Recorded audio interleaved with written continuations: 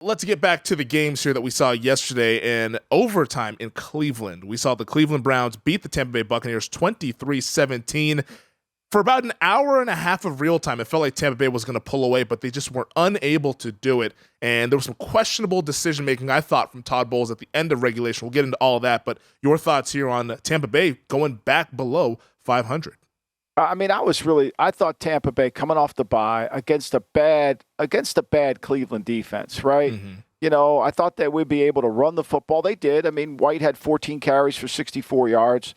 But they never got any rhythm going on offense. And then when they had a chance to put the game away in the fourth quarter, they didn't make the throws. They didn't make the plays that they needed to make in the fourth quarter. I mean, this game comes down to the fourth quarter. Really, when you look at it, here's the fourth quarter for the Bucs. 6-place punt, 3-place punt, 3-place punt, right? One of those drives, they had a holding call in there, right? I mean, they had a drive in there where they got the ball with 2:35 to go at the Tampa Bay 20, okay? And Cleveland's got 3 timeouts. They open up, they run the ball, Cleveland calls timeout. Okay, good. Now it's second and they lost the 3 yards or something. They call a pass, and Brady throws an incomplete pass, stops the clock. Then they get sacked. And so now you lose 10 yards on the drive. Now you're punting. Cleveland got the ball at the 40. Cleveland got the ball at the 48-yard line. At the 46, at your own 46. And they come back down. But there were so many times in the game. I mean, they could have put the game away. They couldn't. Think about this, Femi. They scored with 7:41 to go in the third quarter to go up 17-10. They had a 17-play drive for 80 yards. After that drive, they punted the ball. They punted the ball 6 times. They punted every single time they got possession. The only time they didn't punt was at the end of the game in regulation. Mm-hmm. I mean, they basically at that point, from that point in the game, they got 6 first downs. Like, there's something wrong with your adjustment. Like, I thought Brady would be able to get them in the line of scrimmage, figure out what they're in. I mean, it wasn't a complicated game. I mean, it was embarrassing. It was embarrassing on all fronts. It was a game management embarrassment. They couldn't get off the field. I just think, to me, Cleveland, which has, more than happily, as I always say, that Cleveland scores 10 points to start the game. They always do, right? Their script is good. I mean, and then Cleveland goes the entire game until all you got to do is put points on the board. You're gonna win the game. Yeah, I was thinking about you during that first drive. I was like, man, this is exactly what Michael said with this Browns opening script there as they went ahead and marched down the field to score that touchdown. But at the end of regulation, Michael, and this is what getting a lot of people wound up about Todd Bowles here, the Bucs had all 3 timeouts, and for some reason he wanted to play a little bit more conservative after that first play, let so much time go off the clock. Brady then connects with, I believe it was Godwin, to get the ball near the 50-yard line. They might have been able to run a couple more plays to potentially get into field goal range and maybe win that game with a field goal. But what did you make of what Bowles was doing at the end of regulation there? I mean, I thought the whole game, I thought Leftwich was, their whole offensive game plan, I thought, was a disaster. I mean, look, this is life. You could say, well, Bruce Arians is gone. I don't know how much Bruce was doing with the offense. He wasn't calling it. But the offense doesn't look like, A, it doesn't have an identity. B, he's got nobody that he trusts to throw the ball to. They got the ball back with 32 seconds at their own 25, right?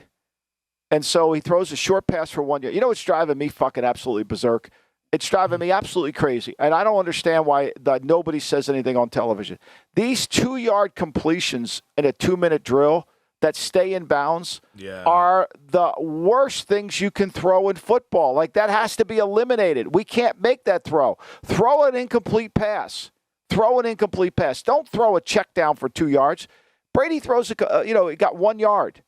1 yard, And then he throws the deep pass to Julio for 26, so they call timeout. Now they got the ball at 48-yard line, and he throws a short pass to the tight end. I mean, we got to get the ball. You got to throw. You got to throw in. We got 2 timeouts. We can throw in cuts. Yeah. We can throw anything in the middle of the field. We got timeouts. Like this 2-minute, like it's almost like they don't practice it. It's like we got no plan for 2-minute. You got to throw the ball in. If you're going to move the ball, you got to throw it in the middle of the field in 2 minutes. You can't. They're going to take away the sideline. They're going to take away that. It's horrible. I mean, it's really horrible. I thought, Todd Bowles, I thought the decision to go for 3rd and 11, are you kidding me? I mean, when they got that ball back with 2:35 to go in the game, you're saying to yourself, we got to win the game here, right? So when you're watching a game, you always say in the fourth quarter, how many first downs do we need to win? So when that ball got back, I lose that to Russo. I mean, Russo's kicking my ass on Mad Dog Radio every week. I mean, it's a joke. He's so fucking lucky he's got a 4-leaf clover up his ass. I mean, Washington gets the ball in the end zone on the last attempt, that was touchdown. ridiculous. He wins that one. I mean, he takes the Raiders. He loves to take the Raiders because he knows I want the Raiders to win. And so he knows I'm rooting for him. It's just a devilish way to do it, right? So, and then this game, I mean, I took Cleveland, laid the 3.5. I did it in the bet givings. I'm thinking, okay, 17, just get to 20, we win. But when we get the ball back with 2 minutes to go in the game, I'm thinking, okay, Tommy, first down, get a first down here, 2:35. All we need is 2 first downs. We win the game. 2 first downs, we win the game. Mm-hmm. Because even if we have to punt, say we go 3 plays and get a first down, and they still have 1 timeout left. Okay, the clock will go all the way down. We'll punt. They'll be barely. They got to get 7. We'll win the game. You got to see. Here's what I think is a big issue. You have to, as a coach, as a game planner, you got to have a script for the fourth quarter. Like, you got to have shit that you know is going to work. You got to adjust it you got to put shit in on the sideline. Hey, we're getting a bunch of this. We got to do that. Hey, we're getting a bunch of this. Hey, we go back out there now. They're going to be playing a lot of this. They know we have to get a first down. Here's what we need to do. Like, that's called in-game management. You just can't keep running the same shit you've been running during the game. It's not going to work. I mean, like yesterday, I will get to it later, but the Raiders line up and they take, I don't know if you saw the play, they take Jacobs out and they put him outside, right? Mm-hmm.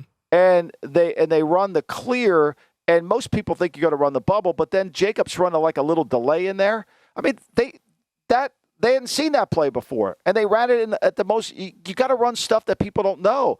Brady misses this. This is what is driving Brady crazy. I could see it in his face. He's used to going to the sideline, and they're adjusting the game. And clearly in Tampa, they're not. It's bad all around for the Bucs, who are still in first place in that NFC South division there. Defensively, though. Who are you betting? Who are you betting to win the South? I wish nobody could go to the playoffs from that division, to be quite honest. Today, Matt Rule gets the Nebraska job. Just hypothetically congratulations to Matt Rule. Yeah, I love Matt. Thank you, Matt. Good job. Go Big Red. But I think, to me, as Parcells would say, they still angle park in Lincoln. It's amazing. To me, like he loses his job. I mean, think about it. If York doesn't make that field goal in week 1. Mm-hmm. Think of the thin line that we deal with every week in the NFL. Say York misses that 58-yard field goal in week 1. What are the Panthers, 5-6? Yep. I mean, they're sitting right there. If they got any quarterbacking play at all, they could. I'm not saying they're the best team in the South. I don't know who the best team in the South is. I really don't know that. But I know this. They could have won the South. I mean, they're sitting right there. And he got fired. I mean, he got fired. I think Steve Wilkes has done a hell of a job. I think Steve Wilkes, if anything, has gotten a second chance. He's won a hell of a lot more games in Carolina than he did at Arizona. And there's another example of a team whose players are buying in against a team whose players weren't, right? And so the South, I don't know. I think Atlanta's going to win the South. Ooh. What do you think about that? I think I watched the Atlanta Falcons blow another game yesterday. Is what I think about that. They're gonna be in every game to the end. They're they're not any good, Femi. Quit thinking they're gonna be good. They're terrible. But they ran the ball on Washington. We'll talk about it later. But they're sitting there at the end. It's a tip goddamn passer. They're gonna win the game. Yeah. I mean, Patterson was open. I bet the Falcons plus 4.5. So you don't have to remind me about what happened in that game, but we'll get to that one. But real quick, Michael, the Bucs are the leaders in the division right now, sitting at 5-6, despite what we saw against the Cleveland Browns. Thanks for watching the GM Shuffle with Michael Lombardi, and for more videos like this, make sure to subscribe to VSiN Live and the GM Shuffle podcast with Michael Lombardi, presented by DraftKings and VSiN, wherever you get your podcasts.